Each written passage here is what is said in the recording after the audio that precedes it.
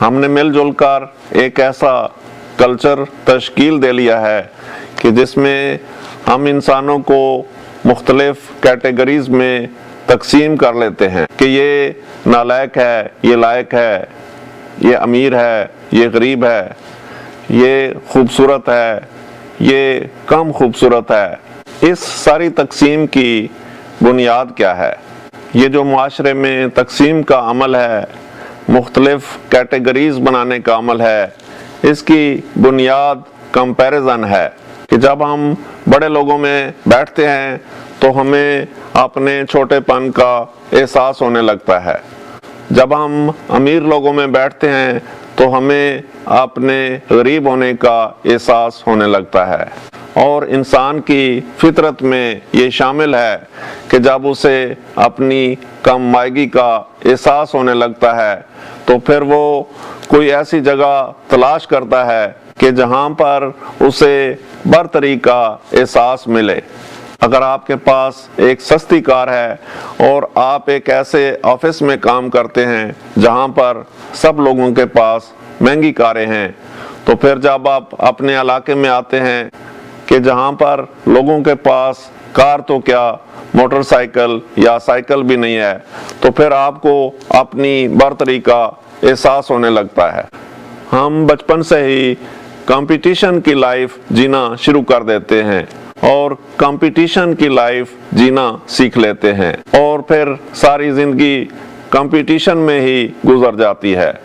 Class میں جب ایک بچہ ٹاپ کرتا ہے، پہلے نمبر پر آتا ہے، تو پوری کلاس اس کے لیے کلیپنگ کرتی ہے، تالیاں بجاتی ہے۔ تو جس کے لیے تالیاں بجائی جا رہی ہیں وہ ایگو، پرائیڈ اور ایروگنس کا شکار ہو جائے گا، اور جو لوگ تالیاں بجا رہے ہیں وہ جیلسی کا شکار ہونے لگیں گے۔ تو اس طرح سے ہماری کنڈیشننگ ہونی شروع ہو جاتی ہے۔ ہم 24 گھنٹے کمپیریزن کی لائف جیتے ہیں، گھر میں بہن بھائیوں کا آپس میں کمپیریزن، یہ کمپیریزن اور یہ کنڈیشننگ آہستہ آہستہ ہماری عادت کا حصہ بننے لگتی ہے۔ جب ہم کسی شخص کے بارے میں کہتے ہیں کہ وہ بہت کامیاب جا رہا ہے تو اس کی بنیاد بھی کمپیریزن ہوتی ہے، کیونکہ دنیا میں کوئی بھی کامیابی ایبسولیوٹ کامیابی نہیں ہے۔ اگر ہم اس شخص کی کامیابی کو دیکھتے ہیں تو وہ کس سینس میں کامیاب ہوا ہے، پتہ چلے گا کہ وہ اپنے علاقے میں کامیاب ہوا ہے، اور اس کا علاقہ کتنا ہوگا، وہ 5-6 لوگوں پر مشتمل ہوگا۔ اور اگر ہم اس کو دیکھیں کہ اس کی طرح کی کامیابی دنیا میں کتنے لوگ حاصل کر چکے ہیں، تو ہمیں ایک بہت بڑی تعداد مل جائے گی کہ جو اس کے برابر یا اس سے بڑی کامیابی اس دنیا میں حاصل کر چکے ہیں۔ یہ جو کمپیریزن والی سوچ ہے یہ ہمارے دماغ میں طرح طرح کے کمپلیکس پیدا کر دیتی ہے۔ تو جن لوگوں کو ہم اپنی سوچ کے مطابق کامیاب قرار دے رہے ہیں، اگر ان سے جا کر پوچھیں تو وہ خود کو اپنی طرح کے یا اپنے سے زیادہ کامیاب لوگوں کے ساتھ کمپیریزن کرتے ہمیں ملتے ہیں۔ تو اپنی آسانی کے لیے ہم اس طرح سے سمجھنے کی کوشش کرتے ہیں کہ ہم ایک باغ میں جاتے ہیں کہ جہاں پر طرح طرح کے پرندے مختلف قسم کے پنجروں میں بند کیے ہوئے ہمیں نظر آتے ہیں۔ کوئی پنجرہ سونے کا ہے، کوئی پنجرہ چاندی کا ہے، کوئی پنجرہ اسٹیل کا ہے، تو اصولی طور پر تو سارے پرندے پنجروں میں بند ہیں۔ اس سے کوئی فرق نہیں پڑتا کہ وہ میٹل قیمتی ہے یا وہ میٹل سستی ہے، کیونکہ وہ پرندے آزاد تو نہیں، وہ پنجروں میں ہی بند ہیں۔ تو یہ جو مختلف قسم کے کمپیریزنز ہیں اور مختلف قسم کے کمپٹیشنز ہیں، ان کو کہیں ہم انسانوں نے پنجروں کی شکل تو نہیں دے لی، اور ہم خوش ہو رہے ہیں کہ ہمارا پنجرہ سونے کا ہے اور ساتھ والے کا پنجرہ چاندی کا ہے۔ ہم نے یہ سوچنا ہی بند کر دیا ہے کہ پنجرہ تو پنجرہ ہے، آزاد وہ بھی نہیں ہے، آزاد ہم بھی نہیں ہیں۔ کامیابی کی بھی 2 اقسام ہیں۔ ایک کامیابی کا مطلب ہر انسان کے لیے مختلف ہے۔ کوئی پیسے کو کامیابی سمجھتا ہے، کوئی پوزیشن کو کامیابی سمجھتا ہے، کوئی فیم کو کامیابی سمجھتا ہے، لیکن جو دوسری قسم کی کامیابی ہے اس میں تمام انسان برابر ہیں، اس کو سیٹسفیکشن کہتے ہیں، اس کو کنٹینٹمنٹ کہتے ہیں۔ کنٹینٹمنٹ سستی اور لیزینس کا نام نہیں ہے، یہ کمفرٹ زون کا نام نہیں ہے، اور پھر کنٹینٹمنٹ بھی اصلی اور فیک ہو سکتی ہے کہ باہر سے تو بڑے صابر و شاکر نظر آئیں لیکن اندر سے اسی طرح سے لالچ اور خوف میں مبتلا ہوں۔ تو جب ساری زندگی کمپٹیشن ہی سیکھا ہے، جب ساری زندگی کمپیریزن میں ہی گزری ہے، تو پھر اس سے آزاد کیسے ہوا جائے؟ اگر ہم غور کریں تو زندگی میں جو مقابلے بازی ہے وہ مرغوں کی لڑائی کی طرح ہے۔ اگر آپ نے ایک کامیابی حاصل کر لی تو دوسرا مقابلہ تیار ہے، اگر ایک مقابلہ جیت لیا تو اگلا مقابلہ ریڈی ہے۔ جس نے مقابلہ جیت لیا وہ ایگو کا، پرائیڈ کا، ایروگنس کا شکار ہو گیا، اور جو ہار گیا وہ جیلسی اور انفیریارٹی کمپلیکس کا شکار ہو گیا۔ دنیا کا اندر اور باہر ایک جیسا نہیں ہے، دنیا باہر سے کچھ نظر آتی ہے اور اندر کی حالت اور ہی ہوتی ہے۔ انسان اپنی شارٹ میموری کو اصل میموری سمجھنے لگ جاتا ہے، وہ پلیئر کو ہیپینس سمجھنے لگتا ہے۔ کبھی ریکریشن پہ نکلتا ہے تو پہاڑوں کی چوٹیوں پر اسے وقتی طور پر بڑا سکون محسوس ہونے لگتا ہے، اور وہ خواہش کرنے لگتا ہے کہ اگر اسے موقع ملے تو وہ پرماننٹلی ان پہاڑوں پر رہنا شروع کر دے۔ لیکن اگر اسے اس ماحول میں لمبے عرصے کے لیے رہنا پڑ جائے تو پھر وہ وہاں سے بھی اکتانا شروع کر دیتا ہے۔ اس کی سمجھ میں بھی نہیں آتا کہ جس سکون کو وہ باہر تلاش کرتا پھر رہا ہے وہ سکون تو اس کے اندر کی کائنات میں ہے، صرف اسے اپنی اندر کی کائنات کو سمجھنا ہے، صرف اس نے اپنی اندرونی حالت کو درست کرنا ہے۔ روٹین میں اگر ہم واک کے لیے جاتے ہیں یا کسی پارک میں جاتے ہیں تو کچھ محدود سی سوچیں ہیں جو ہمارے ساتھ ساتھ چل رہی ہوتی ہیں، گھر کے مسائل، خاندانی مسائل، جاب کے مسائل۔ تو ان مسائل سے آزاد ہونے کے لیے کوئی بڑی ٹیکنالوجی کی ضرورت نہیں، صرف ان کو انڈرسٹینڈ کرنا ہے کہ ہم کہیں ان نیسیسری تھاٹس کا شکار تو نہیں بن رہے۔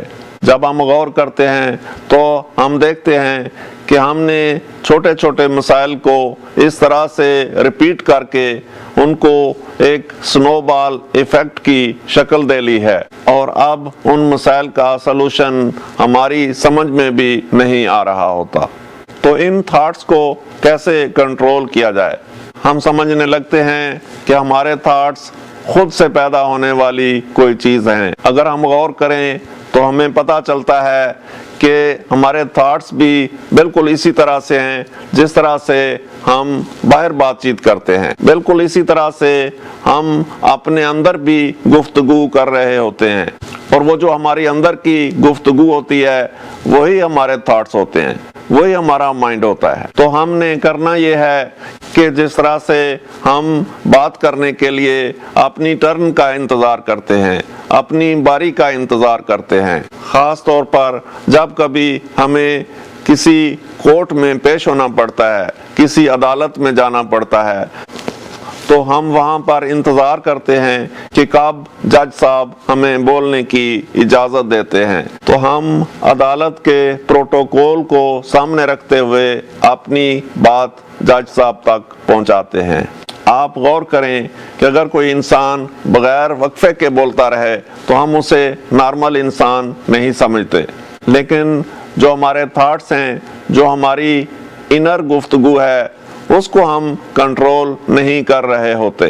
اس میٹافور پر آپ ذرا غور کریں کہ اگر ہم کچن میں سبزی کاٹتے وقت چاقو کو، چھری کو کنٹرول نہیں کرتے تو وہ سبزی کاٹنے کی بجائے ہمارے ہاتھ کو کاٹ دے گی۔ اسی طرح سے ہم نے اپنی انر ٹاک کو بھی واچ کرنا ہے کہ وہ کہیں آٹو پر نہ چلتی رہے۔ دوسری مثال آپ گاڑی کی بھی لے سکتے ہیں کہ جب ہمیں ضرورت ہو ہم اس کو سٹارٹ کر کے چلا لیں، اور جب ہمیں ضرورت نہیں ہوتی تو ہم اس کے انجن کو ٹرن آف کر دیتے ہیں۔ تو اسی طرح سے جب ہمیں ضرورت ہو تو ہم اپنے تھاٹس کو استعمال کریں، اور جب ہمیں ضرورت نہ ہو تو ہم اپنے تھاٹس کو روک سکیں۔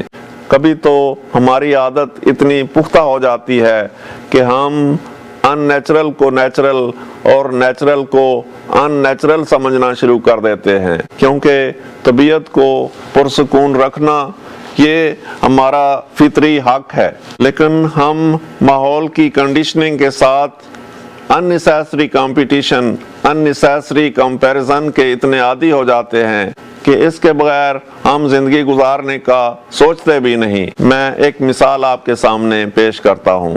ایک آسان سی ایکسرسائز ہے کہ اگر ہمیں کہا جائے کہ ہم اپنی سانس پر 15 منٹ کے لیے فوکس کریں تو یہ کام ہمارے لیے بڑا مشکل ہو جائے گا، جبکہ اس کے مقابلے میں اگر ٹی وی پر، فون پر یا لیپ ٹاپ پر ہمیں 15 منٹ گزارنے پڑیں تو یہ کام ہمیں آسان لگے گا۔ حالانکہ اپنی سانس پر فوکس کرنا اور لمبے سانس لینا ہماری طبیعت کے لیے زیادہ سکون کا باعث ہوتا، وہ ہماری ایک فطری ضرورت ہوتا، لیکن ہم بے سکونی کے اتنے عادی ہو چکے ہوتے ہیں کہ ہمیں سکون کی حالت میں اور بے سکونی کی حالت میں فرق بھی پتہ نہیں چلتا۔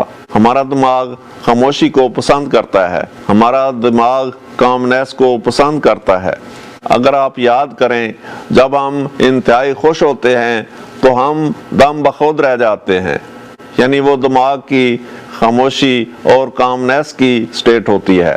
جب ہم کچھ نیا دیکھتے ہیں، کچھ نیا سنتے ہیں، کسی پرانے دوست سے اچانک ملاقات ہو جاتی ہے، جب ہم بھرپور خوشی کی حالت میں ہوتے ہیں تو اس وقت ہمارا دماغ تمام سوچوں سے، تمام پریشانیوں سے آزاد ہو کر سکون کی حالت میں آ جاتا ہے۔ ان تھاٹس کو کنٹرول کرنا، اس انر ٹاک کو کنٹرول کرنا اسی طرح سے ہے جیسے ہم کسی میٹنگ میں جانے کے لیے پہلے سے پلان کرنا شروع کر دیتے ہیں، اپنے ٹائم کو سکیجول کرنا شروع کر دیتے ہیں، اس میٹنگ کی اہمیت کے عنوان سے چیزوں کو ایڈجسٹ کرتے ہیں۔